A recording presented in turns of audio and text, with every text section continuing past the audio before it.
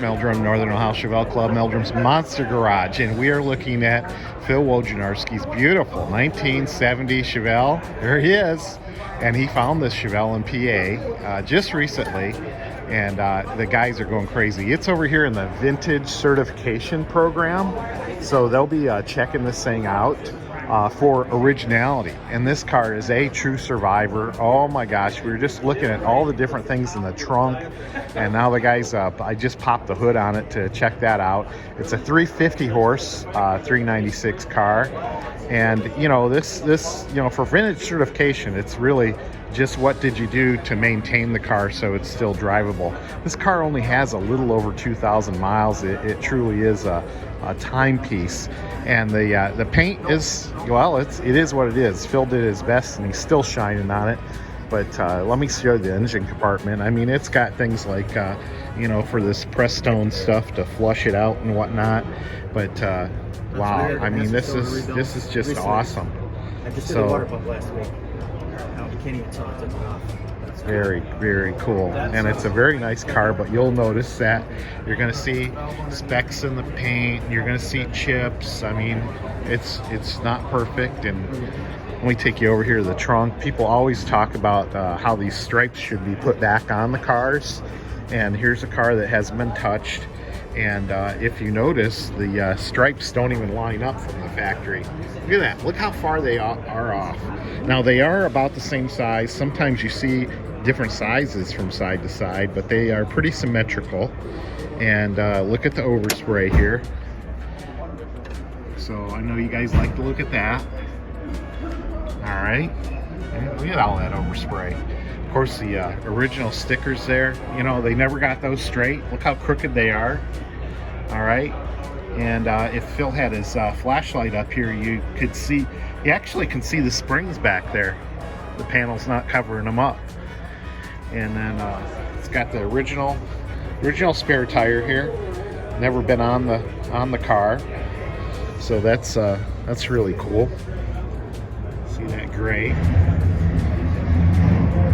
And Phil did tell me the jack was without the car, so that's just a replacement jack for the show here. And these, I don't know if you guys ever noticed, but there's actually a texture to this, and this one's quite thick. And this is the original floor mat, and the repop ones are really smooth and whatnot. But just a phenomenal timepiece here. And I'm going to jump in the car. Phil said go ahead, jump in it, and look around. So I'm going to open up the door here, and look at here. You got the ID sticker here. This car is a very, very late car, June of 1970, and I think it's about the last week of June, Phil said. So 4-speed car, very cool. This is, I think this is Fathom Green is what they call it, and it's got the green interior, but very, very nice. See here, it's got the tack package. Tack goes up to what is it, 5,500 for the red line. Looks like it's got a AM radio. Got the 4-speed. Very, very cool car. So, yeah. Here's one of my fellow judges over there, Dave Birdwell, and I gotta catch up with him, and we gotta do some judging on cars, so we'll catch up with him real quick.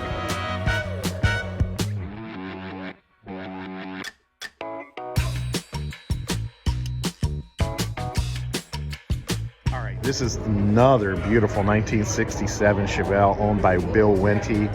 And I don't know if you guys remember, a couple years ago when we were here, we judged Bill's convertible.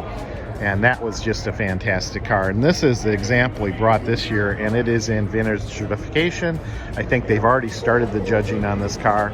And you guys know that I love these wheel discs. Of course, my father worked for Fisher Body, and they made these wheel discs in Elyria, Ohio. So this is just a fantastic car to look at, and I'll get some more pictures once Bill gets in here and opens it up. But just a neat car. You always wonder, you know, how'd the car set from the factory? Well, it probably didn't set this way. You know, probably got a little sag in the rear end, but it does look cool. Very cool. Of course, this is original. Hopefully it's original paint. Yeah, I can see a little bit of checking here and there, and maybe not. Man, this is really good. You know, the key to keeping these lacquer paint jobs looking really nice is to wax, because the lacquer has oils in it that you'll lose if you don't wax the car. So, you know, Carnauba wax will add life to these paint jobs, especially these lacquer paint jobs. But this car is just phenomenal looking. Wow. Hey, Mark Meldrum.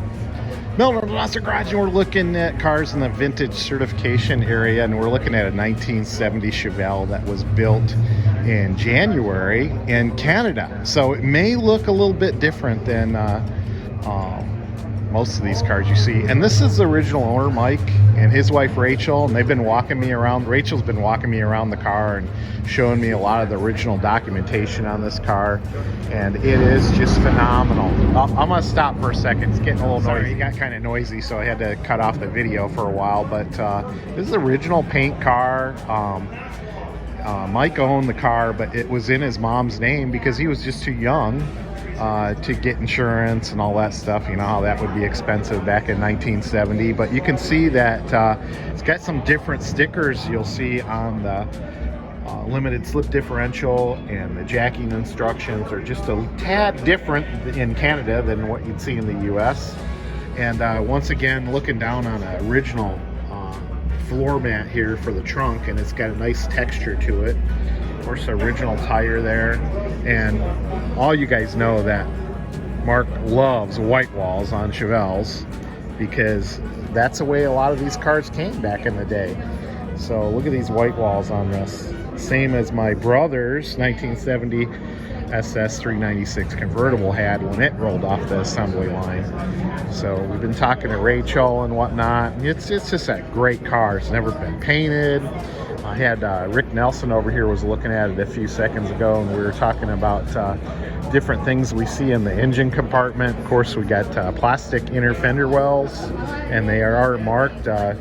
See left hand back here, and then you see some overspray up here, and then up along the hood area you'll see some overspray, which is kind of interesting.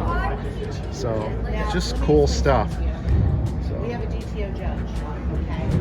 Okay. neat stuff. 4-speed car, very cool. I would have liked to spend a lot more time on this car, but unfortunately it's getting kind of crazy over here. Maybe we'll come back after hours, and when I can get some of these normal photographers out of my way, and we'll spend some more time back here in the vintage certification area. There's Mike. He's the owner of this beautiful red 1970 Chevelle. So check it out for a while. See ya. Now, we love all muscle cars here at Meldrum's Monster Garage, and we were having breakfast with Randy and his family this morning, and he was telling us about his GTX, and beautiful 67 Plymouth here. Just a gorgeous car. They just finished this car, and he was telling us all sorts of stories about how he got here, and they ran into some problems with the trailer, getting flat tires and whatnot, but I'm glad he made it, and the car is just phenomenal. I tell you, it looks really nice. Look at this. That is one wide engine. Of course, I don't know anything about these Chrysler products, but you know, we're always talking about Chevelles and Meldrum's Monster Garage, but we have to learn to be diverse. You know, that's the word of 2020s. You know, you need to be diverse. So that's what we're doing today. We're looking at this GTX, and just a cool car. You could have bought this back in 1967 for $3,831. And as you can see, this is a 4-speed car. Just a beautiful car. There's Randy and his family over there. Just a neat car. Look at the gas cap on that car. Whoa. So there you go.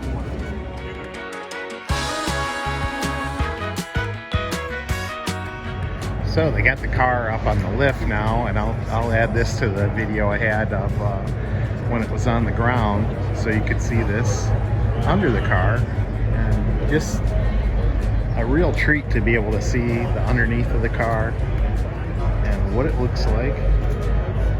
Very, very cool. Very, very original car. Oh, look at that. Marky needs a drive shaft like this.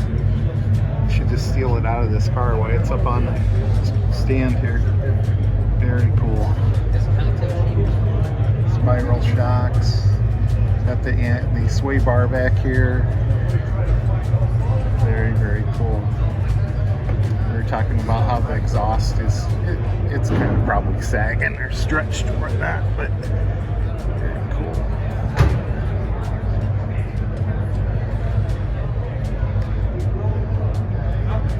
We always talk about the distance from here to here, whether it's follows the factory spec or not. And like I say, I mean, a car this old is bound to have a little stretch in it. Hopefully you enjoy the rest of the underneath of this car. Very cool to me. Hey, Mark Meldrum, and we're judging this 1973 station wagon with a 454. Got one of my co-judges there, Van Hurst, and there's the owner, Tom, talking to Dave Birdwell. And we just had a fabulous time listening to the passion that Tom had about restoring the station wagon. I mean, even the tires are freaking very close to the build of the car. He found those, and I'm telling you, the interior of this car just cool. I mean, you could eat under the underbody of this car. You could just eat off of, and that's what I was judging today. I was under there with my flashlight and checking it all out and whatnot. But just a cool SS station wagon. Who would know they made a SS station wagon in 1973? But look at this. And we were just all impressed with the job that Tom did. You know, just fabulous, awesome work. And I mean, when you're judging on a 1,000-point scale, and you're looking at this quality of a car, you're looking for very, very slight things. I mean, a little scratch here or there in the glass may lose you a point. Some corrosion on the underside of your spring may lose you a point. Little corrosion spots on the transmission I saw. But I'm telling you, we looked at this car with a fine-tooth comb, and we're still looking at it, and just totally impressed. I'm sure that Tom will have a gold on this car. I mean, I only took 4 points off for the underside of this car, but it's just phenomenal job.